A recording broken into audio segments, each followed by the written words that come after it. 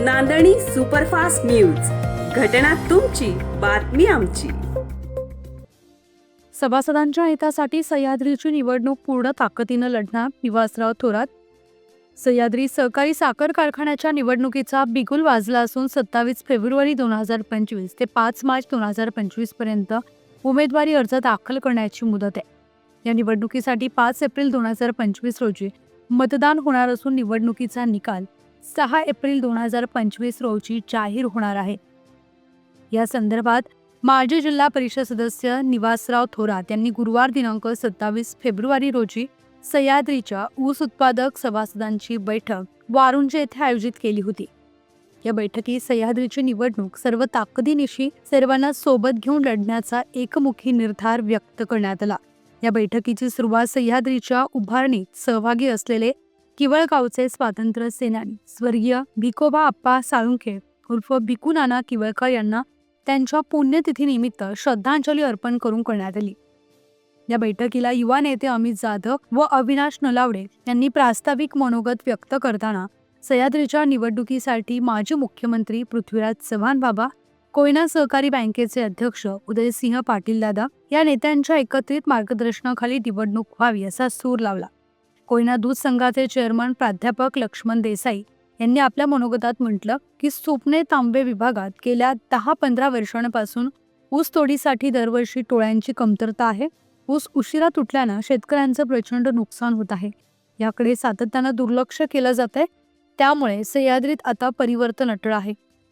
निवासराव थोरात आपल्या भाषणात म्हणाले, 30 वर्ष विद्यमान चेअरमन यांच्याच हातात एक हाती कारभार आहे, तरी देखील कारखान्याच्या कार्यक्षेत्रात ऊस शिल्लक राहतो. ज्या सभासदांनी चेअरमन साहेबांना एक हाती बिनविरोध सत्ता दिली, तेच चेअरमन न्यायासाठी दाद मागणाऱ्या सभासदांना विरोधक ठरवत आहेत. स्वतःच्या सुपुत्राचे 2 गटात नाव नोंदणी केली होती. प्रादेशिक सहसंचालक साखर यांनी कान उघडणी केल्यानंतर सुपुत्राचं नाव 2 ऐवजी एका गटात कायम ठेवलं. स्वर्गीय यशवंतराव चव्हाण साहेबांचं नाव घेऊन प्रायव्हेट लिमिटेडकडे वाटचाल सुरू असल्यानंच निवडणुकीच्या रिंगणात उतरावं लागत आहे. स्वर्गीय यशवंतराव चव्हाण साहेबांनी सत्तेचं विकेंद्रीकरण करायचं धोरण आणलं होतं. मात्र इथे सत्तेचं केंद्रीकरण झाल्यानं एकाधिकारशाहीकडे वाटचाल सुरू आहे. सहकार धोरणासाठी व यशवंत विचार टिकवण्यासाठी अशी एकाधिकारशाही घातक आहे. सह्याद्री कारखान्यातील राजकारणाचा अड्डा उधळून लावून सर्व सभासदांना समान व सन्मानाची वागणूक मिळावी, यासाठीच आपल्याला ही निवडणूक लढवायची आहे. जे समविचारी सभासद शेतकरी बांधव सोबत येतील त्या सर्वांना सोबत घेऊन सह्याद्रीची निवडणूक पूर्ण ताकदीनं लढणार आहे. बाबूराव पवार शेठ म्हणाले, आम्ही 2009 पासून संघर्ष करत आहे. आता परिवर्तनाची वेळ आलेली आहे. सभासदांनी एकजूट दाखवून सह्याद्रीत परिवर्तन करून हा विजय स्वर्गीय विठ्ठलराव तात्या आणि हिंदूराव साहेब यांना समर्पित करावा. प्रकाश पाटील कोपर्डेकर यांनी जे सोबत येतील त्या सर्वांना सोबत घेऊन सह्याद्रीत परिवर्तन करून सर्व सभासदांना समान न्याय देणार असल्याची ग्वाही दिली. या प्रसंगी संग्राम पवार, शिवाजी चव्हाण, रवींद्र शिंदे, सचिन जाधव यांनी मनोगत व्यक्त केलं. अनिकेत पवार यांनी सूत्रसंचालन केलं तर दत्ता पाटील यांनी आभार मानले.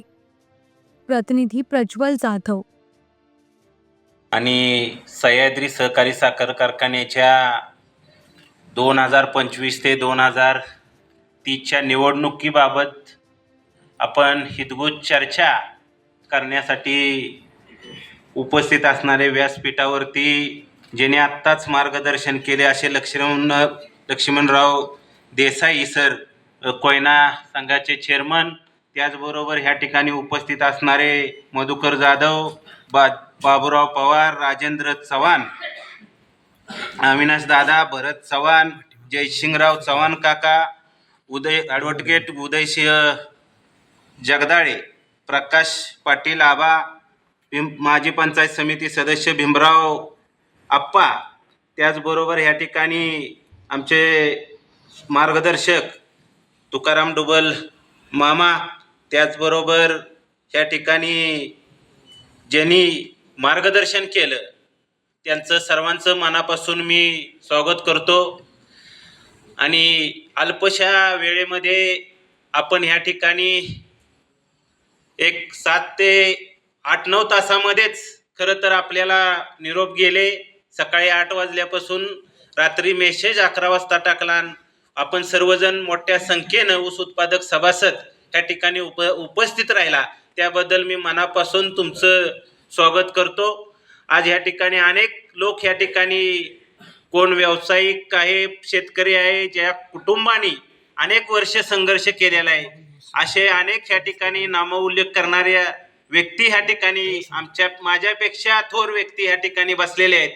खरं तर ज्यांनी ह्या कराड तालुका असेल किंवा ह्या 5 तालुक्याच्या कार्यक्षेत्रामध्ये एक शेतकऱ्याला न्याय देण्यासाठी आणि शेतकऱ्याच्या एक कुटुंबावरती एक चांगला एक आधारस्तंभ उभा राहावा किंवा कुटुंबाचं चांगला उद्धार व्हावा म्हणून ज्या दृष्टिकोनातून, ज्यांच्या निर्मितीतून ह्या साखर कारखान्याची निर्मिती झाली, जे स्वर्गीय यशवंतराव चव्हाण साहेब, आणि खरं तर त्यांना एक खांद्याला खांदा देऊन साथ देणारे आज ज्यांची पुण्यतिथी आहे, अशा या पुण्यतिथीचं औचित्य साधून आपण या ठिकाणी जो आज छोटीशी बैठक घेतल्या, ते भिकुनाना किवळकर, त्याचबरोबर त्यांचे सहकारी माधवराव जाधव असतील, त्याचबरोबर आबासाहेब पार्लेकर, बाबासाहेब चोरेकर, त्याचबरोबर त्यानंतर अनेक त्यावेळेचे प्रत्येक तालुक्यातील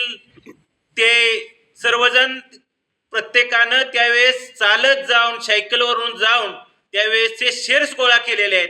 असे लोक की त्यांनी पुढील काळामध्ये त्यांना त्याच उभारणीसाठी ज्यांनी संघर्ष, एक चांगली भावना घेऊन, प्रेरणा घेऊन ते ह्या 5 तालुक्यामध्ये गेले, त्यांनी कार्य केलं आणि त्यांना पुढच्या काळामध्ये 10-5 वर्षामध्ये त्यांना संघर्षाच्या भूमिकेत जावं लागलं. खरं तर आपण सर्वजण या सह्याद्री सहकारी साखर कारखान्याचा इतिहास जाणता, मी त्याच्यावरती जास्त बोलणार नाही, बराच वेळ झालं आपलं ऐकून घेण्यासाठी आज खरं तर आपणला सर्वांना बोलवलं होतं. आज सह्याद्री सहकारी साखर कारखान्याच्या कारभारावरती गेले 2-3 महिने झालं आपण बोलतोय, पण खरं तर माझी राजकारणामध्ये सुरुवात झाली 2012ला. मी पहिल्यांदा जिल्हा परिषद पंचायत समितीचं निवडणुकीमध्ये मतदान करण्यासाठी कार्यकर्ता म्हणून भाग घेतला आणि त्याच वेळेस हिंदूराव चव्हाण साहेबांच्या सारखं एक नेतृत्व त्या ठिकाणी माझ्या खांद्यावर थाप टाकून आलं आणि त्यांनी सांगितलं की आपल्याला या संघर्षामध्ये लढलं पाहिजे. तुझ्यासारखा एक व्यावसायिक किंवा शेतकरी मुलगा हे आमच्या बरोबर जर आला, आज नडशीची परिस्थिती अनेक जणांना माहीत आहे, तर आम्हालाही त्यातून समाधान होईल. फक्त ह्या सभासद किंवा या उत्तरेतल्या लढ्यासाठी आपण लढलं पाहिजे. आपल्या हक्काचं रोखठोक भूमिका मांडणारं आपलं न्यूज चॅनल नांदणी सुपरफास्ट न्यूज.